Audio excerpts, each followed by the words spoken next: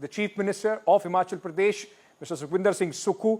Sir बहुत बहुत शुक्रिया एनडीटीवी से बातचीत करने के लिए, थैंक यू अपना टाइम देने के लिए। सबसे पहले मैं आपसे पूछना चाहता हूं, आज आपने एक बड़ा अनाउंसमेंट किया, कई लोग उसको देख रहे हैं कि हिमाचल प्रदेश के मुख्यमंत्री ने एग्जाम्पल से लीड करने की कोशिश की है।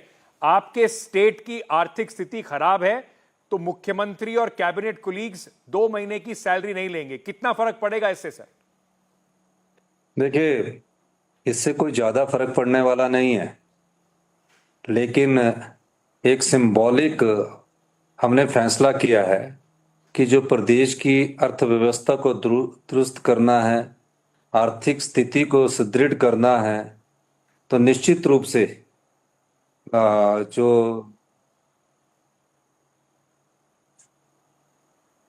जी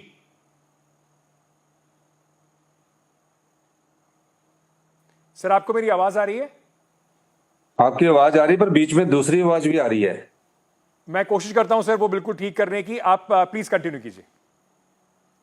अब तो ये हमारी मंत्रिमंडल ने एक फैसला किया कि जो प्रदेश की आर्थिक स्थिति है, जो वित्तीय हालत है, उसको एक दिशा देने के लिए पहले जो प्रदेश के राजनीतिक लोग हैं वो आगे आए, मंत्रिमंडल के सदस्य आगे आए, और इस दृष्टिकोण से हम आगे बढ़ रहे हैं। इसका मतलब ये नहीं है कि हमारे फाइनेंशियल रिसोर्सेज जो है वो ठीक हो जाएंगे या हमारे पर जो वित्तीय बोझ पड़ा वो ठीक हो जाएगा।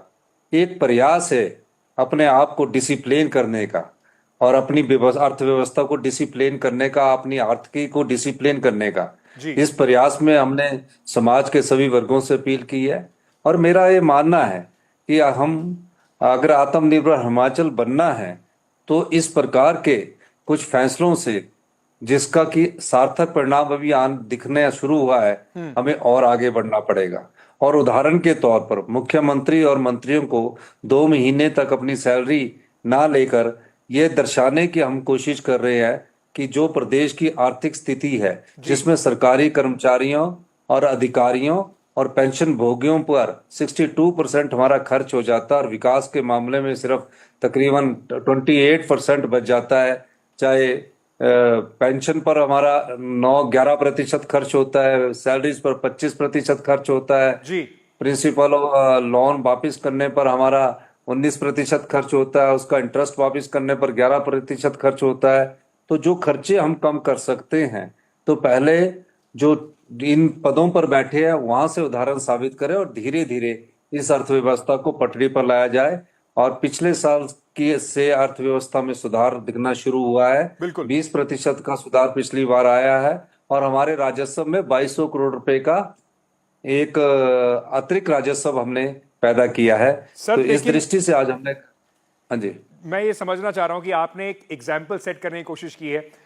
जैसे अंग्रेजी में एक कहावत है, चैरिटी बिगिंस एट होम, तो आपने कहा है कि भाई हमारे ऑफिस से शुरू होना चाहिए, लेकिन समर्थन इसमें आपको कितना मिल रहा है आपके असेंबली के कुलीग्स का? क्या ऑपोजिशन पार्टी के एमएलएज, आपने अपील की कि उन्हें भी आना चाहिए, क्या बीजेपी के एमएलएज, बाकी लोग आपका इसमें समर्थन कर रहे हैं? देखिए, आज तो मैंने अपना रेजोल्यूशन जो था कैबिनेट का वो पढ़ा है, उसमें सीपीएस है, जो हमारे पदाधिकारी जो चेयरमैन की पोस्ट पर है वो लोग हैं, और जो कांग्रेस के विधायक है और उनके भारतीय जनता पार्टी के विधायक है, उनसे भी हमने कहा है। अब देखते हैं आगे वो समर्थन करते कि नहीं करते, ये तो उनके पर निर्भर करता है। ये वॉलंटरली उनको सोचना है कि प्रदेश की अर्थव्यवस्था को मजबूत करना है, प्रदेश की आर्थिक स्थिति को मजबूत करना है, प्रदेश को एक नई दिशा के साथ आगे ले जाना है। आत्मनिर्भर हिमाचल के लिए 2027 का जो लक्ष्य रखा है, उस दृष्टि से हमें सबको मिलकर, चाहे वो विपक्ष है चाहे कांग्रेस पक्ष है, आगे बढ़ना पड़ेगा, कड़े फैसले करने पड़ेंगे, और हम फैसले कर रहे हैं। ये भारतीय जनता पार्टी का जब ये सुना उन्होंने, और उसके बाद रिएक्शन जो पहला आया है, कम से कम दिल्ली से जो उनके प्रवक्ता हैं वो कह रहे हैं कि सुक्खू साहब एडमिट कर रहे हैं कि देखिए अर्थव्यवस्था की हालत उनके सरकार में बहुत खराब है, और ये जो शुरुआत में जो वादे किए गए थे कांग्रेस के टाइम पर, जब इलेक्शन के टाइम पर ओपीएस के, ये सब उल्टे पड़ते दिखाई पड़ रहे हैं सरकार के ऊपर। देखिए, ये तो उसमें राजनीति कर रहे हैं। मैं एक चीज कहना चाहूंगा, हिमाचल प्रदेश में आपदा आई, आपदा के बाद जो राज्यों का शेयर बनता है, जो सेंट्रल टैक्सेस से एक शेयर रखा जाता है, जो आपदा के बाद उस प्रदेश को चाहे सड़कों की संरचना है उसको ठीक करने के लिए शेयर बनता है, या पानी की योजनाओं को ठीक करने के लिए जो हमारा शेयर बनता है, वो अभी पीडीएनए के रूप में अभी मिला नहीं।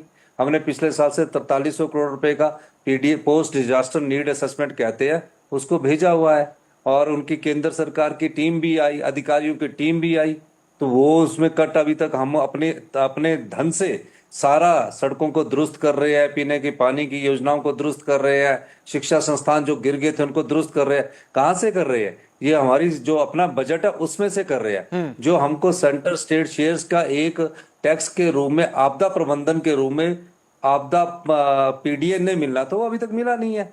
तो वो भी फाइल कभी इधर से उधर घूम रही है। 9,000 करोड़ रुपए हमने मांगे हैं, उसमें से एक पैसा अभी तक नहीं मिला है। तो आपको एक लगता है यो कि केंद्र सरकार भेदभाव कर रही है आपके साथ? यहाँ मुझे पीडीएनए के मामले में भेदभाव तो साफ दिखता नजर आ रहा है। जो अधिकार है वो ही नहीं मिल पा रहा। अब आपदा आई, आपदा में बातें तो हुई लेकिन पैसा नहीं मिला। जो पैसा मिला वो एनडीआरएफ और एसडीआरएफ से जो मिला है वो तो हमारा राइट था, लेकिन उसके बाद जो आपदा के बाद जो पैसा मिलता है, एक आपदा के बाद प्रदेश की रिकंस्ट्रक्शन में पैसा मिलता है, वो जी। पैसा अभी तक हमें नहीं मिला है। बीजेपी के उसमें जो एमएलएज हैं वो हिमाचल में उन्होंने कहा कि मुख्यमंत्री जी से ये भी पूछना पड़ेगा कि और क्या क्या इस तरह के मेजर्स वो करने वाले हैं, क्योंकि ना तो जिस तरीके से उन्होंने आरोप लगाया कि देखिए मुख्यमंत्री जी का ऑफिस रेनोवेट हो रहा है, उसके लिए इतना बड़ा बजट उन्होंने दे दिया है, तो वो कह रहे हैं कि ये सिर्फ एक दिखावे वाला मूव कर रहे हैं मुख्यमंत्री जी। मेरा तो कोई ऑफिस रेनोवेट नहीं हो रहा। कहाँ ऑफिस है? मैं तो उसी में बैठा हूँ। और इस प्रकार के आरोप लगाकर ये किस प्रकार की राजनीतिक रोटियां सेकना चाह रहे हैं? मेरा भी ऑफिस रेनोवेट नहीं हो रहा। और जो कैपिटल एक्सपेंडिचर होता है, जो इफेक्टिव कैपिटल एक्सपेंडिचर होता है, वो भी करना होता है। उसमें रोड रिस्टोरेशन होते हैं, पानी की स्कीमें होती है, दफ्तरों की रिपेयर्स होती है, नए दफ्तर बनते हैं, और कर्मचारियों के लिए हाउसिंग क्वार्टर्स बनते हैं। ये सब चीजें तो खर्चे में होती है जी। इससे भी इकोनॉमी ग्रो होती है। अब ये कहना कि मुख्यमंत्री जी का ऑफिस बन रहा, मेरा तो अभी तक कोई ऑफिस बन नहीं रहा, ना कोई काम स्टार्ट हुआ। उनको आरोप लगाने से पहले तथ्यों और तर्क पर बात करनी चाहिए। सर, आपको लगता है कि जिस तरीके से आपने ये एग्जाम्पल सेट किया है, आपको लगता है कि और भी जो स्टेट गवर्नमेंट्स हैं या मंत्री हैं या मुख्यमंत्री हैं उन पर थोड़ा दबाव पड़ेगा कि ये हिमाचल में हुआ है तो उन्हें भी करना चाहिए? नहीं, मैं देखिए मैं तो अपने राज्य के बारे में कह सकता हूँ। मैं अपने राज्य की आर्थिक स्थिति को मजबूत करने के लिए, मैं अपने राज्य की अर्थव्यवस्था को दुरुस्त करने के लिए हम एक सिंबॉलिक इस प्रकार के प्रयास कर रहे हैं। मेरा यह मानना है कि हमारी अर्थव्यवस्था में बहुत तेजी से सुधार हो रहा है। जिसको जिस चीज की जरूरत है उसको उसका अधिकार मिलना चाहिए। समाज के अंतिम व्यक्ति तक इस सरकार की विकास की रोशनी पहुंचनी चाहिए। जी। उसको हम कर रहे हैं। और मेरा यह मानना है कि हमारी अर्थव्यवस्था तीव्र गति से आगे बढ़ रही है। हम जिन योजनाओं को लेकर आए हैं उन योजनाओं का फायदा हिमाचल प्रदेश को होने वाला है। हमारे पर कई प्रकार के कट लगे हुए हैं। हमारी स्टेट छोटी है, जी। हमारी पॉपुलेशन छोटी है, लेकिन हमारा जो वन का क्षेत्र है वो सबसे अधिक है। नॉर्दर्न इंडिया के हम लंग्स कहलाते हैं। हमें पेड़ जंगलों को काटने पर हमने बैन कर रखा है जी। उसका हम ग्रीन बोनस मांगते हैं, हमें नहीं मिलता। तो कई चीजें हैं।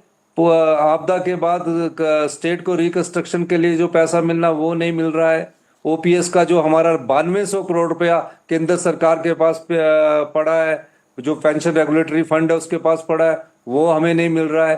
बीबीएमबी में जो हमारा शेयर है, पानी हमारा है, हमको कुछ मिलता नहीं है। पावर प्रोजेक्ट हमारी स्टेट में लगे हैं, बड़े बड़े डैम बने हैं, क्लाउड बस्ट हो रहा है, और हमें फ्री रॉयल्टी के रूप में बहुत कम पैसा मिल रहा है। जी। तो ये सब सर, मैं बस अधिकार एक अंत में आपसे सवाल और पूछना चाहूंगा रैप करने से पहले। ओपीएस को लेकर बड़ी आलोचना भी हुई, प्रधानमंत्री ने भी ये बात कही कि देखिए ये फिस्कल प्रूडेंस नहीं है, कांग्रेस की सरकार हिमाचल प्रदेश में करना चाह रही है, उससे उनके ऊपर और बर्डन पड़ेगा। अब सरकार यूपीएस लेकर आई है, तो क्या कोई रीथिंक है? आप क्या कहना चाहेंगे इस नई पेंशन स्कीम के बारे में जो केंद्र सरकार ने अनाउंस करी है? देखिए, ओपीएस के पीछे हमारा कोई राजनीतिक मकसद नहीं है। अभी तो चुनाव हुए सिर्फ 1 महीना हुआ। अगर हमने राजनीतिक लाभ उठाना होता तो हम चुनाव के आखिरी वर्ष में ओपीएस को लागू करते। इसके पीछे जो हमारा लक्ष्य है वो सामाजिक सुरक्षा को लेकर है। कि रिटायरमेंट के बाद एक अश्योर्ड इनकम मिलनी चाहिए। इकट्ठा पैसा, परिवार में कई प्रकार के स्वभाव के लोग होते हैं, बच्चों के प्रति मोह होता है, जी। खर्च हो जाता है, फिर बुजुर्ग माँ बाप क्या करेंगे। तो एक अश्योर्ड इनकम के रूप में हमने उनको ओपीएस दिया। हम इस योजना पर आगे बढ़े हैं। इस पर में किसी भी प्रकार का हम बदलाव नहीं करेंगे। हमारी ओल्ड पेंशन स्कीम हिंदुस्तान की सबसे बेस्ट ओल्ड पेंशन स्कीम है। और हम आपको ये भी कहना चाहते हैं कि 2027 तक इसी ओल्ड पेंशन स्कीम और आज जिस आर्थिक तंगी से प्रदेश गुजर रहा है, जी। 2027 में हमारा प्रदेश आत्मनिर्भर होगा और 2032 में हमारा प्रदेश हिंदुस्तान का सबसे समृद्धशाली और अमीर राज्य होगा। ये मैं आपको कहना चाहता हूं। सर, ऑल द बेस्ट आपके प्रयत्नों के लिए। बहुत बहुत शुक्रिया हमें समय देने के लिए। Thank you so much.